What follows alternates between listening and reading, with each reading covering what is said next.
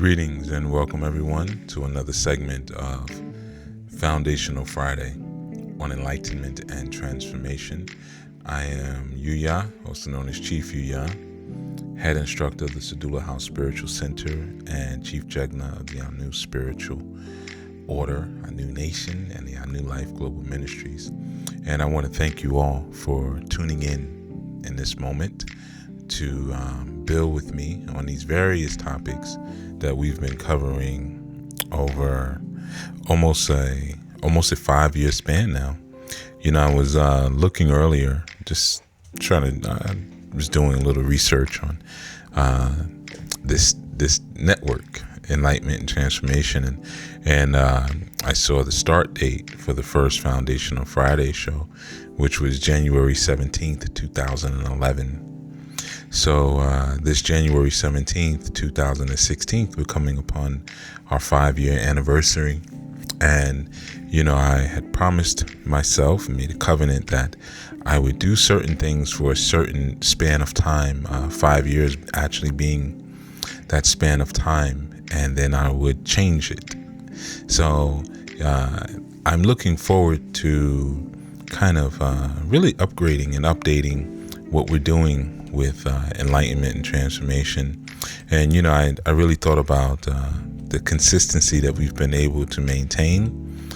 I'll say that I've been able to maintain, because leave it up to me, the shows probably wouldn't be as consistent, because I tend to only want to broadcast when I feel like talking, which is never. So you'll find that sometimes especially with the earlier segments, there would be like 2-month hiatus between the actual segments, sometimes 1 month, sometimes 3 strongs, just depending on when I felt like speaking about Orisha again or whatever. But, you know, I was just thinking about with gratitude and appreciative love, I was really thinking about the individuals who have come along over the years to lend a hand to the enlightenment and transformation efforts. You know, even those individuals who are not even with us anymore for whatever reason, you know, I'm thankful to them, because every single person who came along not only brought us to another level, but they really helped me to be more consistent, you know, and especially those who, especially in the early days, began to use the segments as a teaching and learning tool, which became the thing, you know. In fact, one of the reasons, again, for the actual segment was just really trying to reach out to those who were asking to take my classes. At the time, I was just doing the local classes. And this is before we had our new spiritual training online. And at that time, I was just doing local classes out of the shrine. And there were different individuals who got wind of that and really, really wanted to be a part of that learning experience. And so I just started doing these little rundowns, you know, which is that first series of Orisha information that you have in your broadcast. And of course that expanded to more shows, and it expanded to a full-fledged, you know, media experience as we have now, and call-in shows and everything. But, you know, I was kind of just looking at January 17, 2011, where it kind of just started with just wanting to share some information with people who were, there was a group in Germany, then there was a Babylao in Brazil who was using the segments as a teaching tool for his godchildren. You know, then there was a lot of people in the UK and just people, and then there were people, of course, nationally across the US who were not local to me, who just wanted to get the information. So all of that, kind of that obligation and that responsibility and expectation helped to maintain the consistency, because certainly left to my own devices, I probably would have dismantled the segments after the first set of Orisha segments, or, maybe after the one or two shows, because there's always so many other things to do. But I was just thinking, just grateful that different people showed up at different times, and were able to help to keep us afloat, and not just afloat, but keep us walking on the water. So anyway, this is the last Foundational Friday for the Roman year of 2015. This is the last Foundational Friday for the financial year of 2015. This is our last Friday before we go into the financial year of 2016. All right. So I'm not going to do anything special. There's not going to be any fireworks or, recaps and flashbacks or anything like that. We're going to do what we do. We're going to keep marching and moving towards our flag. Remember that from last night? We spoke about the standard, right? The standard and the banner last night. And it was a key point that I meant to bring out last night that completely just wasn't in the vibrations, while I was really speaking. So I figured I'll leave it to this Sunday. But it was one of the key pieces of the whole standard and flag piece. But it's okay. It's okay. Things come out when they're supposed to, right? Or sometimes we just mess up and we got to go back and fix. But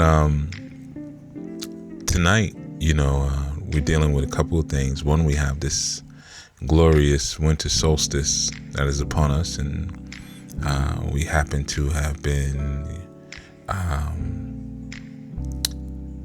gifted with a full moon in this solstice, and this is a day of the collective consumer ritual known as Christmas, right? So I wanted to kind of build on that, and I know in previous shows I dealt with the energy that we're going to talk about tonight, but not in the same way. This full moon this month is in Cancer, and what's interesting is typically Cancer is the summer solstice sign, but we have it in the winter solstice. It's like a flipping of things, but if any of you checked out the show that I did on Kepra, then you remember that when we dealt with the idea of Kepra, it was related to the zodiacal sign of Cancer. In fact, Kepra being the original symbol or the original designation for that Kepra vibration, But of course, when we're dealing with Kepra, we're dealing with the scarab beetle. Scarab coming from the word scarabaeus, and scarabaeus coming from scarabaeus meaning sacred. So that sacred beetle, or that scarab beetle, or sometimes they just call it the scarab. It represented that which was sacred, that which was divine, and I'm going to explain that. We're going to get into what that means in a moment. I'm going to do an audio libation for a second, then we'll come right back into it. I was just going to keep flowing, but yeah. We'll pause for a minute, and then I'll come right back and explain more.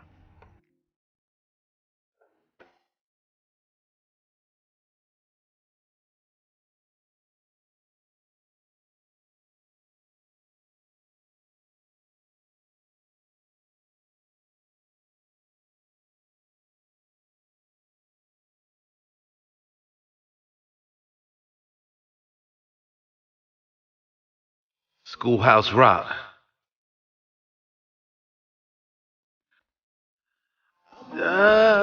Doctor, I got a problem.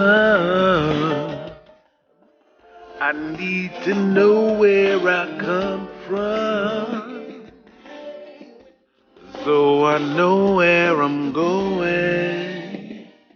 Simple math. You just gotta add.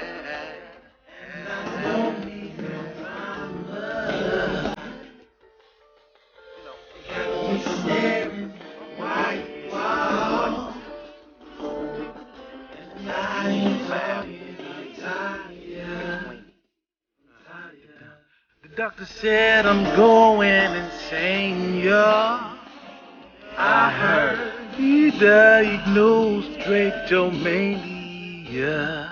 Say word. The educator said I need Ritalin for my children.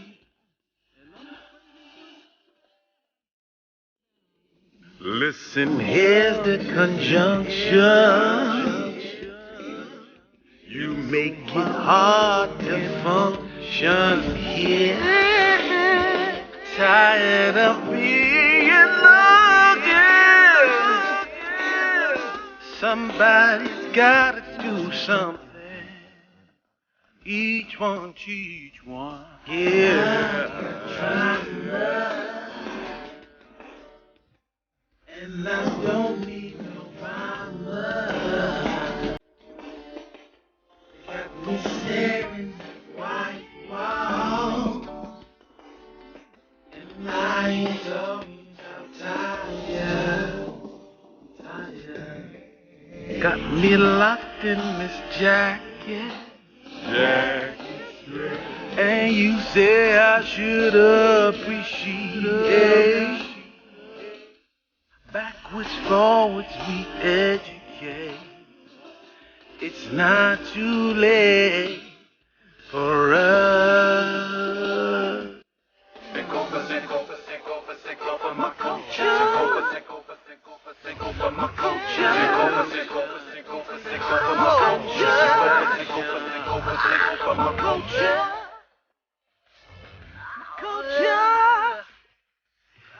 Culture.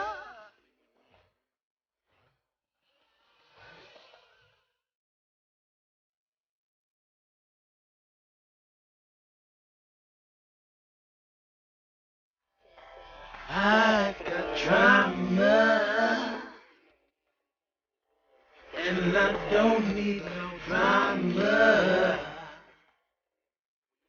You got me staring at white walls, and I ain't talking about tired.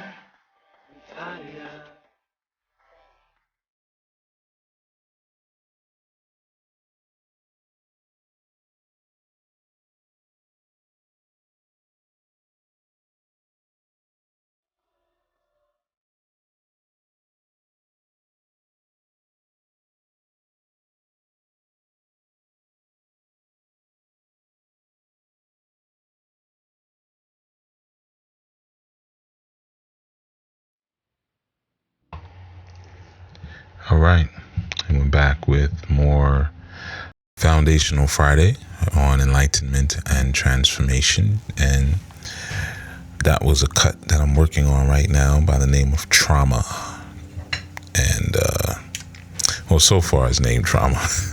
It may change, but yeah, that's Trauma. So yeah, I don't think I'm gonna be able to make it though.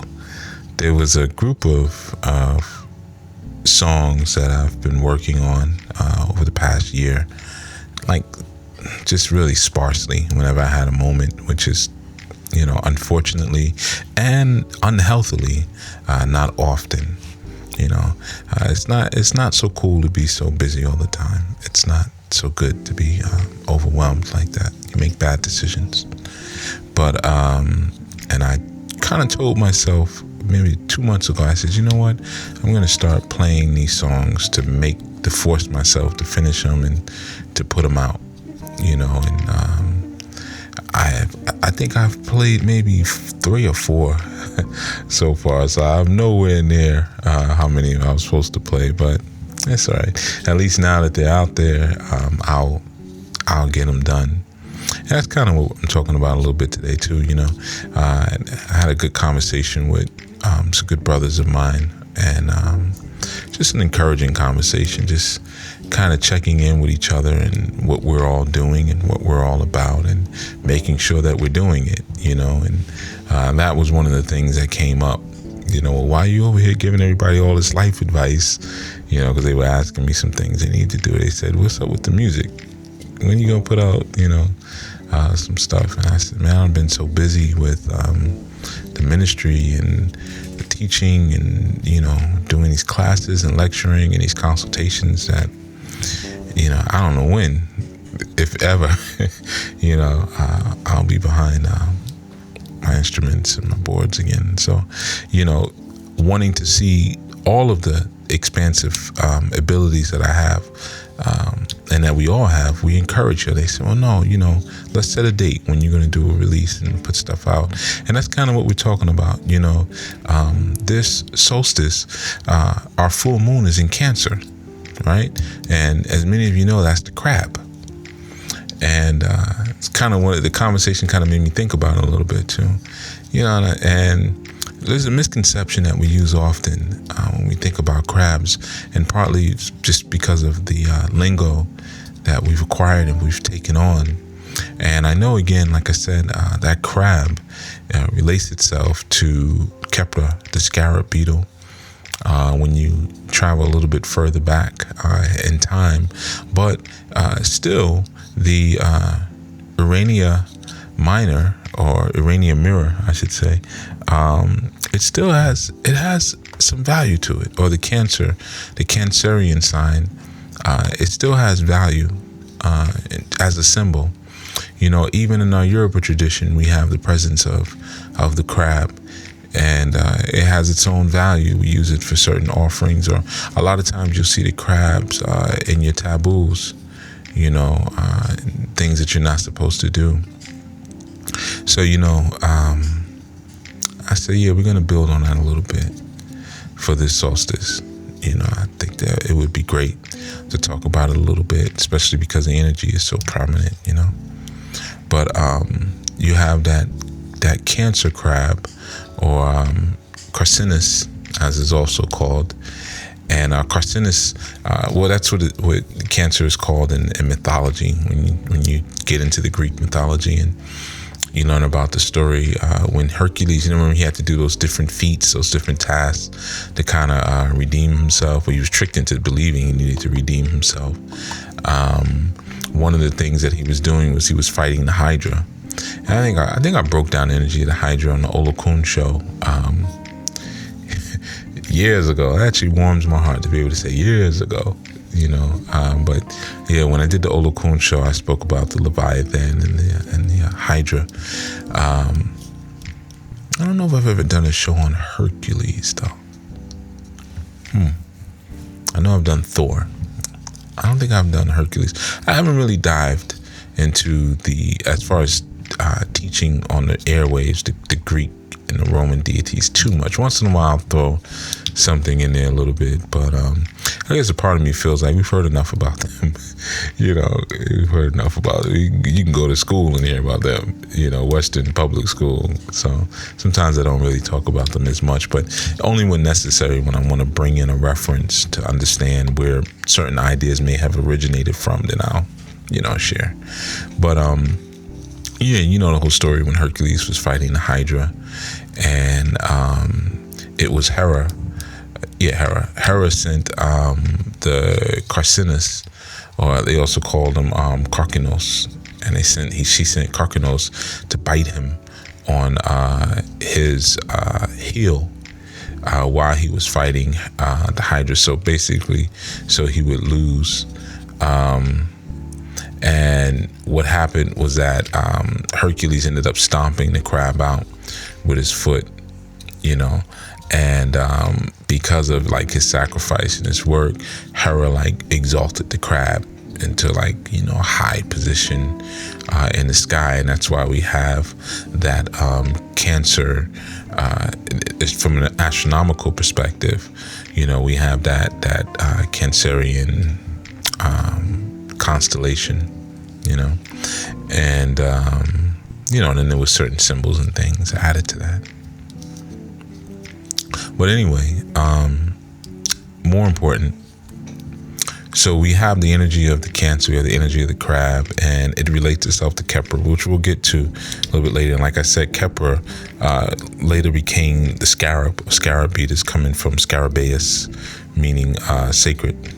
Okay, so as soon as you hear that, you know that we're dealing with something, you know, when something's just straight up called divine or straight up called sacred, you know, we're dealing with something that's of a archetypical energy, even within the pantheon of divine energies.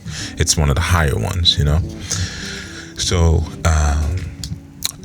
like I said, there's a mentality and a thought pattern that's associated with the crab a lot of times that we paint with like a broad brush without really checking in to see is that accurate to the actual animal itself, you know, or the actual creature itself. Sometimes we just say, yeah, horses all fast, you know, camels hold water. You know, we kind of do those broad brushes like that, which is fine when you're dealing with the collective spirits or something and you want to just, you know, for conversational sake, explain something in a quick collective way. But, you know, there's always more to it, and nothing on this planet is as one-dimensional, you know, as that.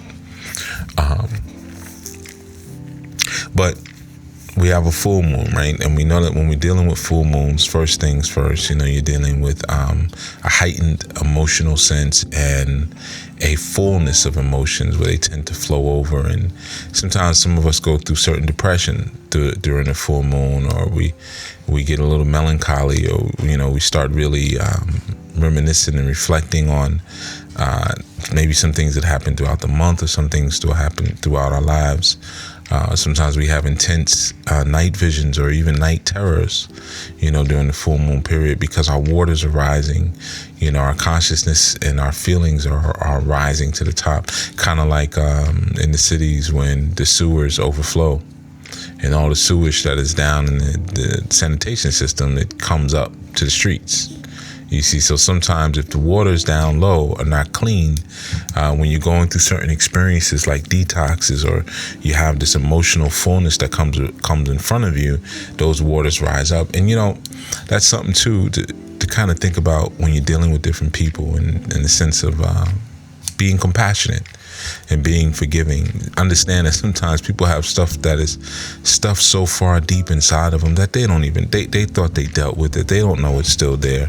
And then certain experiences will bring it out, and then you're now face to face with that individual's toxins, you know. And a lot of times our reaction is to just get very angry about it, and you know, that's not always the most fair thing to do. We all have stuff deep down that we got to deal with. Every last one of us, even individuals like me, you know. And I can bet you, my stuff is deeper than your stuff. And the reason I say that is because I'm constantly working on it, and it's a bottomless pit. So let's say if we go from level 1 to level 10, with 1 being the deepest, and the average person goes to maybe level 7, and someone like me, a priest, may go to level 4 or to level 3 even. Well, there's still 2 more levels to go down, you know, and you got to keep chipping and chipping and chipping and chipping and chipping, and you're going to keep finding stuff the deeper and deeper you go.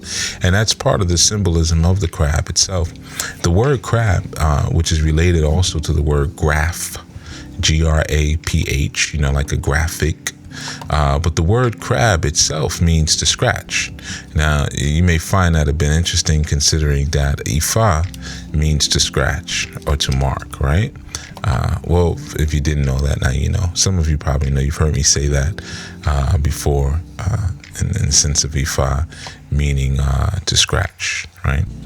But in any event, so we have this idea of the crab, also related to the word crap, you know, but that crab, it actually means to scratch or to mark. So when you think about it, if we take again that same mentality of scratching and going beneath the surface, and we just keep scratching and keep scratching and keep scratching, and we keep finding things and we keep finding things and we keep finding things, you know, that's indicative of not only that Cancerian crab energy, but it's also indicative of the Kepra scarab energy, or the scarab beetle, Kepra beetle energy, where there's a constant theme of the regeneration of the essential. You know, what one's essence is, or what an energy's essence is constantly finding a new balancing point or focus point to begin its journey again. So it's constantly going, and it's pushing this dung pile, this ball in front of it, which of course is its baggage, but it uses its baggage to regenerate. And just like anything, through the process of erosion, eventually that ball is going to get smaller until it's non-existent and one has reached their final lifetime. So these ideas and these thoughts of the reduplication of our life journey and the reduplication of our energy, not necessarily brand new ones, so we have that in the idea of Kepra. And, of course, recently I spoke about the Bennu, or as some of you may know, the phoenix, which, of course, regenerates itself from its own ashes, And all of these ideas, again, present, around the same time of the Kepra, the dung beetle, which also, that Kepra in Kemetic fashion, Kepler, KPR, sometimes it was HPR, represented shaping things like Anubis, Anpu, how he would use the potter's wheel. Khnum also used the potter's wheel, and how things would be shaped on the potter's wheel. So even think about that in terms of your issues, and rolling again that dung, in front of you, so that you can regenerate from it again and plant your seeds in it and plant your larvae in it. You begin to find out that even your issues and your baggage have a regenerative quality to it, or a fertilizing quality to it, in order to go to the next space. Nothing is accidental, right? Nothing is accidental. But yeah, so dealing with the cancer, right? And the cancer was also called in older times, it was called the gate of men, the gate, Gate, the gate of men. And this was actually the place where your soul would fall down into your body, and I'm using that also to reference the show I did on the word but, B-U-T.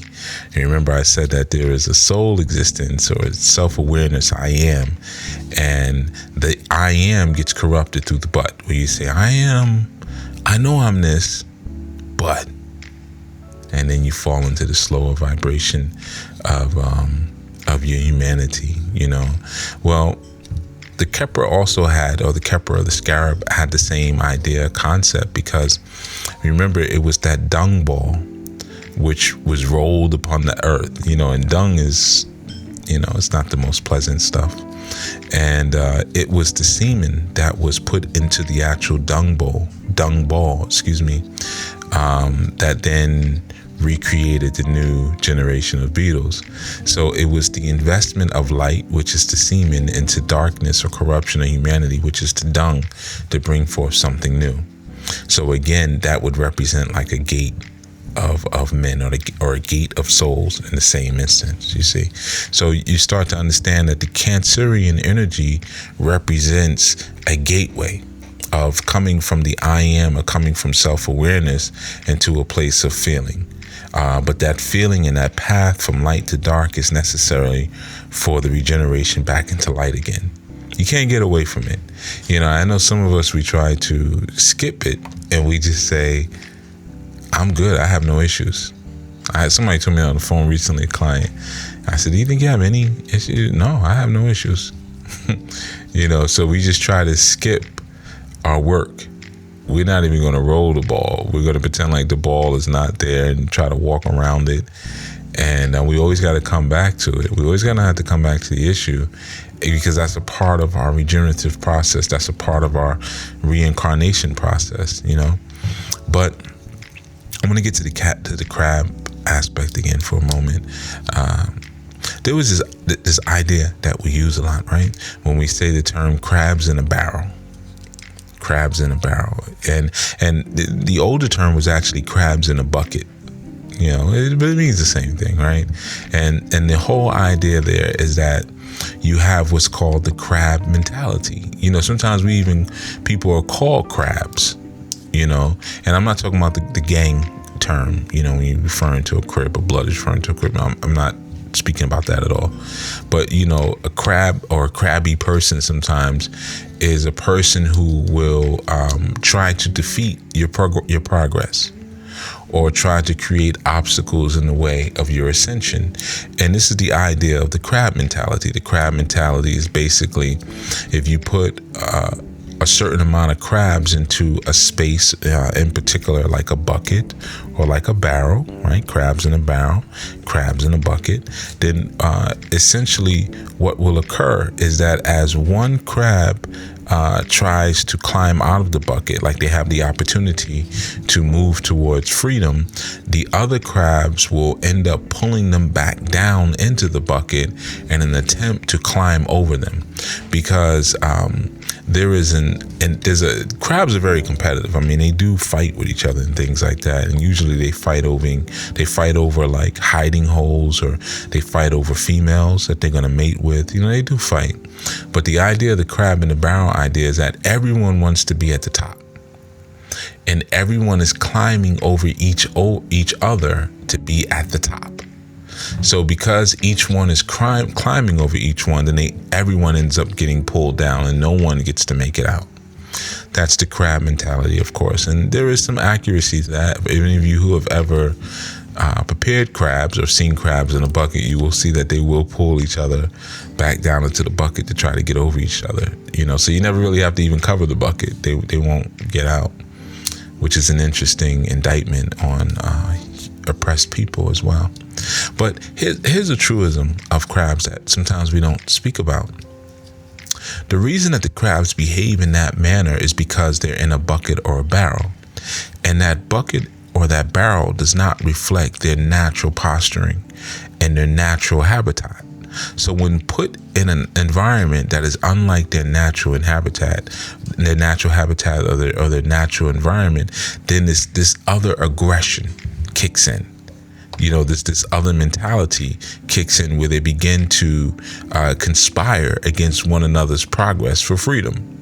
You see, but if you put a crab in a sea or an ocean, or just again a water environment, what you find is something very different.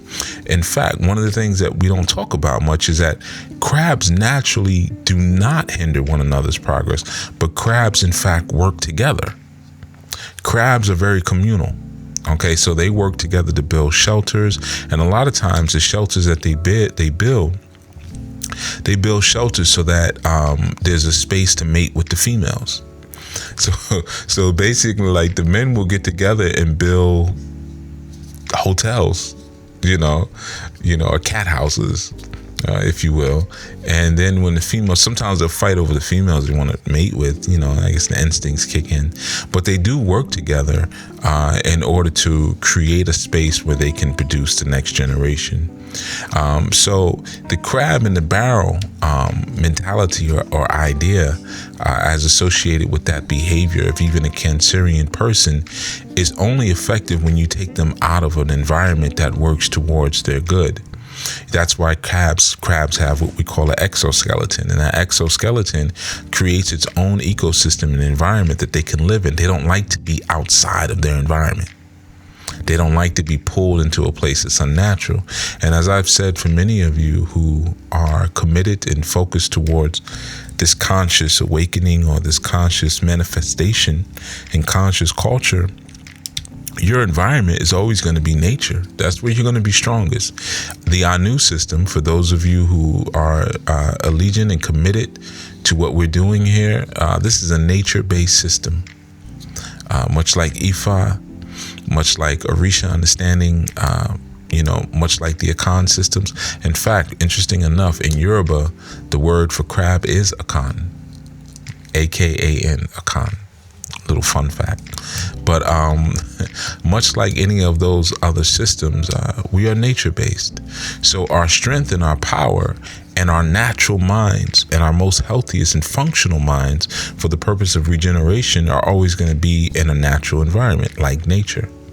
But if you take us out of that environment and you put us into a posturing where we have to continually be hostile because it's an hostile environment, then this internal conspiracy against each other begins to take place. We're not happy about one another's progress, unless that progress means that somehow there's something in it for us. We premeditate the sabotage of others transitioning into a better space. If I'm not getting it, I don't want anybody to have it, at least until I get it. You guys can't get out of the bucket until I get out of the bucket first.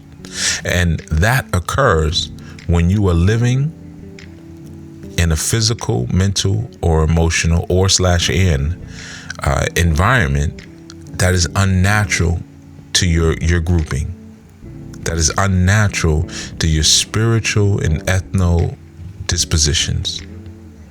Then that mentality starts to kick in. See, that's the flip side. That's one of the flip sides of the crab piece, or even of the scarab piece. And you find that as crabs, because crabs do walk forward. Some species, everyone thinks that crabs only walk to the side. They do walk to the side because it's actually more efficient for them based on how their legs are designed. But they also walk backwards. You see?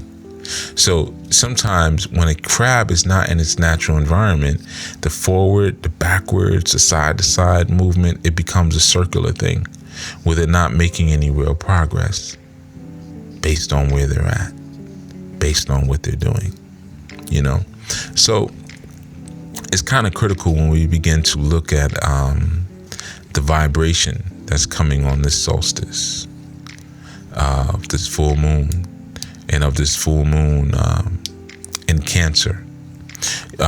You start to think about, in your own environment, is the environment unnatural?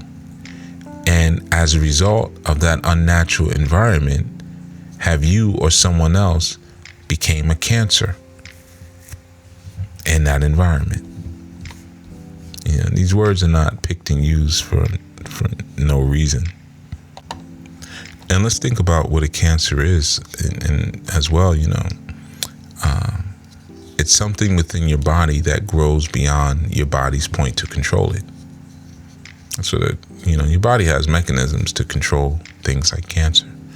But when it escapes the grasp of your body, it escapes that gripping clutch. And in Greek form, in fact, the carcinus, or the karkinos, or the crab, was always a symbol of a grip, or the power to hold something. Again, very similar to having that exoskeleton and being able to hold that vibration, or us falling from light to dark into humanity and having our spirits and soul held inside of this body. So it's like a grip. That's why, again, you have the Cancers with the claws, and they grip things, right? So that idea of being able to hold something was related to the strength and the power, the holding power of the Cancer, and within those, like I said, the claws, or what we also call the pincers, So the idea of even the dis-ease of Cancer, right? Something is no longer able to be held, and it escapes. And through its escape, it begins to grow to the point that it's completely uncontrollable now. Well, consider and look at that in terms of your own family in this season. Do you have children that have grown so far beyond the culture that you've put in front of them for their own good that they're now completely uncontrollable, and they've become a Cancer within the family? Are they influencing the other children negatively? Or have you begun to do that? Or has your spouse done it? Or another family member? Have they become a Cancer? Because within your cipher and your familial organism, have you lost your ability to hold and clamp things in and to grip things? Have you lost your grip on things? Right? So there's a lot of ways to look at how we're dealing with the crab and the barrel mentality, but understand that is not always the natural and necessary predeterminant for what the crab mentality is going to be. Because in a natural sense, the crab mentality is one that speaks of communitarianism, you see. And really, to not only communitarianism, but as a symbol, it speaks of the complexities of community, the complexities of community, and even the complexities of what happens in a courtship when you're able to grip someone and to hold them close and to not let them go. This is a symbol of the Cancerian sign. And like I said earlier, remember that typically that Cancerian sign appears to us in the summer solstice, which is a time when, the light, it rules over the darkness, and now the days are longer than the night. And when we go into the winter solstice, we're dealing with now the nights, or the night ruling over darkness, and the night being longer than the day. Well, think about that for a second, even in your own body. Has your humanity now ruled over your divine self? Has night become longer than the day? You remember the term of the name Heru means light, or that which is above, or heaven, right? And then you have Neb, or like Nebhu or Nebheru. Neb meaning like flesh, but master. Ab is really flesh, but Neb is like master of the light, so that Ab aspect, like where you get Abraham, Abraham, is that Ab aspect now stronger than the Hu aspect? Is that flesh aspect stronger than the divine aspect? And that's something to reflect on during this solstice, while you're doing your other celebrations for the full moon and enjoying its power and enjoying its strength. Think about the scarab beetle. Think about the regenerative things that we bring with each lifetime. And I spoke about that yesterday, when I spoke about in certain lifetimes, we have to recognize when we're hanging our flag or hanging our banner, it lets us know our standard of victory, the things that we've conquered in the life before. So the things that we don't have to deal with again in this life, the cancers that we don't need to reproduce, or the scars that we don't need to reproduce. Like I've said previously, your body regenerates its cells every 7 years. So technically, then none of us should have any childhood scars on us, unless we're carrying that into the next incarnation, or the next regeneration. And we have to look at, well, is that building towards my flag, or is those things that I have in my mind, are they taking me away from it? When I'm redepositing the light into darkness, or again, as Kepra does, redeposits the semen into the dung ball. And also understand that, Kepra is also a Kemetic archetype. Kepra's whole meaning is the one who comes into being, because it is said that Kepra kind of like brought himself into being. And Kepra was like an early association also with Ptah, or really Ta, because it wasn't the P or Ptah came later, like Ptolemy. It was Ptolemy, but we'll do the Medu Natir phonetic lesson maybe another time. But so yeah, that Kepra bringing itself into being also means that you're going to bring your own junk into being as well, and very similar when we think about cancer, right? And a lot of times it's things that we have had repressed for a long time that we've lost our grip on, because we haven't controlled and dealt with it. Sometimes it's our anger, it's our fear, it's our hurt. It's all of these things that we've kept held and tight under a hardened shell. And then eventually, as we get older, the shell gets a little weaker. And then it starts to grow. And sometimes our monsters inside of us, they grow beyond the point of us being able to control them. And they turn into mental insanity, incessant anger, They turn into cancer and all forms and manners of disease, But one of the things that you got to understand, that when you're dealing with the vibration of Kepra, like he's the one who comes into being. And the important thing is that means that he's self-created. And there's a difference between created and being born. Okay. I did a show on born. I'm pretty sure you can check that show out to get some better insight as to that. But yeah, there's a huge difference between being born and being created. we'll cover that in another show, but you can meditate on it for now until we get to it, So yeah, this 25th, this full moon, think about that crab in the bucket mentality. Are you sharing, and as the crab moves sideways and makes lateral movements and actually builds community together, are you making sure from a lateral sense that all who are in your cipher and in your circle are able to move into the same places of transition that you desire, if they so desire? Or are you all climbing over one another's back to get something that you feel only you are entitled to? And it's such a common thing. Such a common thing amongst certain people. Hate to see other people with something that they think they won't have because they're so insecure. I see that so often. It's very sad when I think about it sometimes. And then that causes people to have to get away from you, to have to alienate themselves from you. Or isolate themselves from you because they can't make it anywhere as long as you're around, as long as you're present, because you're a Cancer. If you're going to be a Cancer to anything, be a Cancer to the system that oppresses you. If you want to be a Cancer, go inside the system and destroy it and devour it from the inside out. But don't be a Cancer to those of your same ilk who are just trying to build community and mate and regenerate right around you. That's why most of the time when you see the scarabus or you see the dung beetle or the scarab, you see it by itself. It understands the value of isolation and rolling your own ball and doing your own work. You see, it's a solitary animal.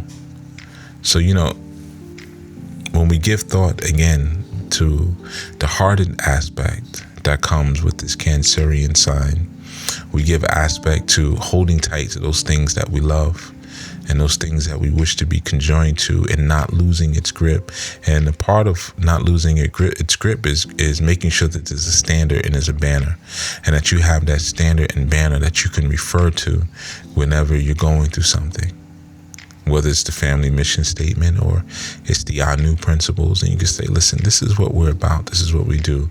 So when I feel like we're stepping outside of that, then I know I'm now producing an environment that will vibrate with Cancer. And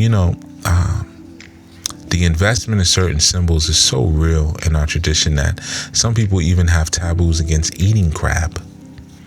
And you know why? Because if it's read out for them that moving backwards or functioning without real guidance is an issue, then they won't be allowed, or the taboo, they'll be advised not to eat crab, right? Because the crab, if you look at it, is in many senses, just look at it from a cursory perspective, it's missing its head. It's said that in some patakis that the Cancer was so giving with everything that it one day it gave away its head and its ori. And what that really represents is an individual who is not using their own guidance system. They're not using their own intuition, and they've gripped onto somebody like a parasite, and they're just hanging on to them. You see the cartoons and the Cancers grab somebody's behind, and another one clamps onto their arm, another one clamps onto their nose, because they don't want to think for themselves. You see, they don't want to download the messages to the ori. So now they become parasitical. And keep in mind that to the ocean, Cancers and or crabs are like a parasitical, creature. They're omnivores. They eat anything. They eat plankton, chum, anything algae. Most mainly eat algae, but they'll eat anything you put in front of them for the most part. So it's just something really to give some thought to. Something to give some thought to, as to how you're interacting with the people around you, and how the people around you are interacting with you. Do you constantly find that once you get to a certain place in your building, that someone always comes to pull the rug underneath you? And if you find that is the situation, You, my friend, are in the wrong environment. Because you're in an environment with people who have a crab in the barrel mentality and not a crab in the ocean mentality. It's okay to be a crab, but you got to be in the right environment. Placed in the wrong environment, people will always seek to sabotage your process. That's why we have the sacred Odu of Ikameji. And interesting enough that the Cancer is also related to Babulu Aye. And in Ikameji, we see a very strong Babulu Aye influence. You see, and that idea of Ikameji deals also with a time when people cannot rely on their family and friends, and people seek to destroy what it is that they have built, and it creates a different kind of stress. Cancer, crabs in the barrel. Well, this is because Ikameji urges us to identify further with the bodily, or be more aware of the body. So sometimes we're functioning and operating from the wrong environmental context. We're functioning and operating from a bodily context when we should be from a spiritual context. Or we're functioning and operating just from maybe you're working at the wrong job. Or if you find that your mates that you're interacting with keep doing that to you, maybe you're shopping and courting people in the wrong place. Maybe you're interacting with them in the wrong type of way, and it's creating an unnatural mentality within them, and maybe even within you, where there's a consistent sabotage.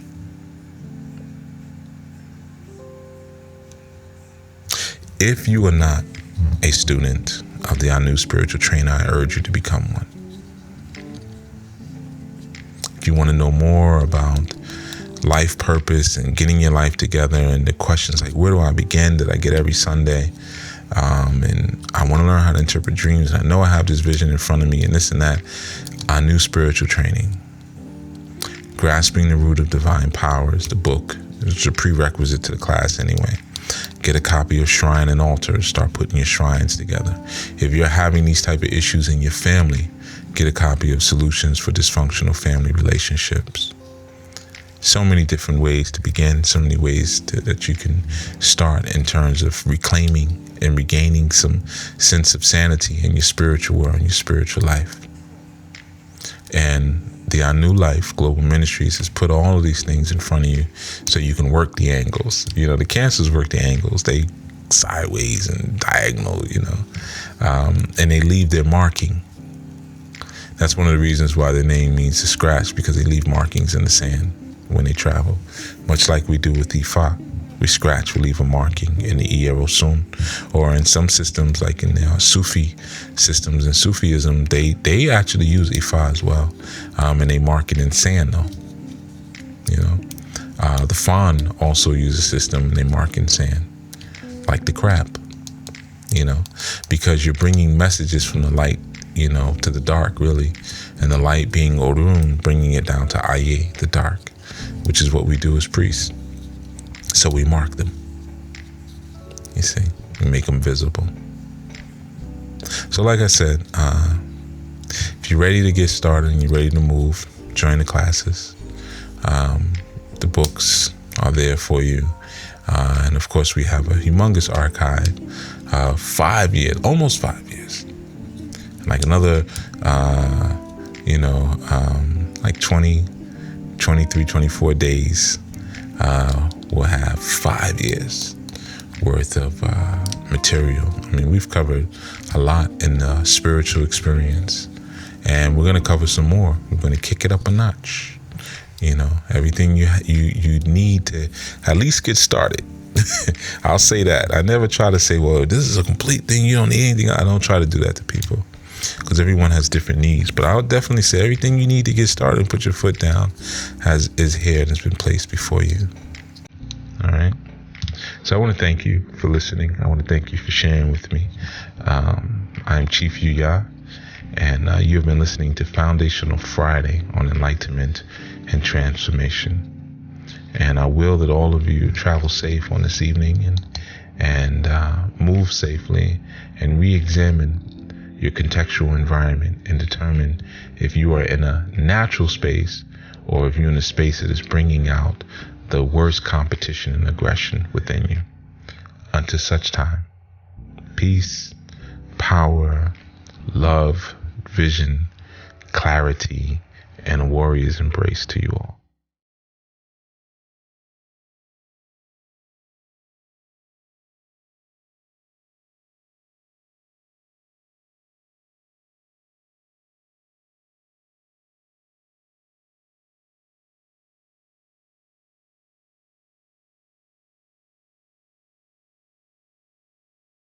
Schoolhouse Rock.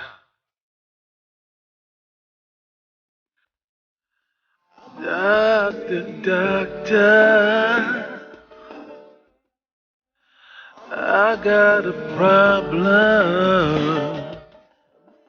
I need to know where I come from, so I know where I'm going.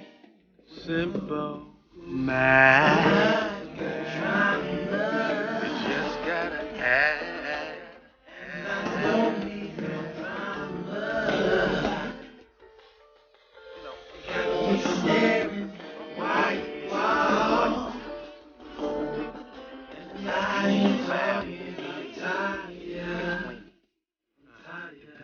The doctor said I'm going insane, y'all. I heard he diagnosed drapetomania. Say word. The educator said I need red light for my children.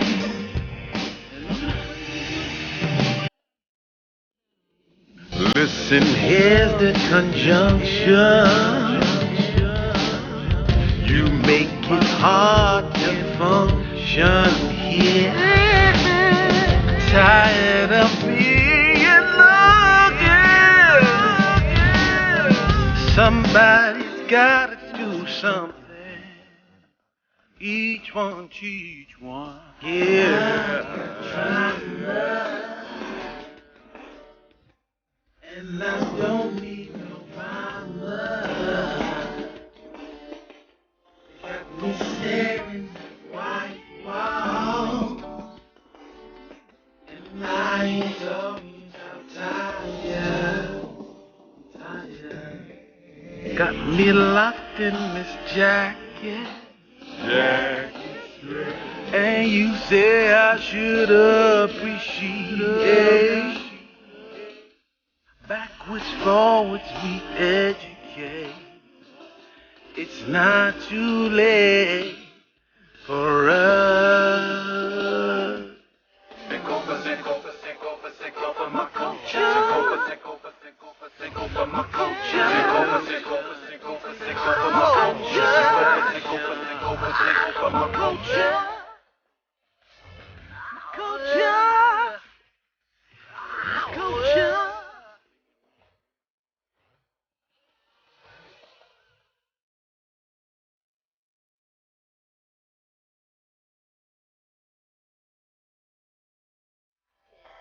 I've got drama, and I don't need no drama. You got me staring at white walls, and I ain't talking about tired.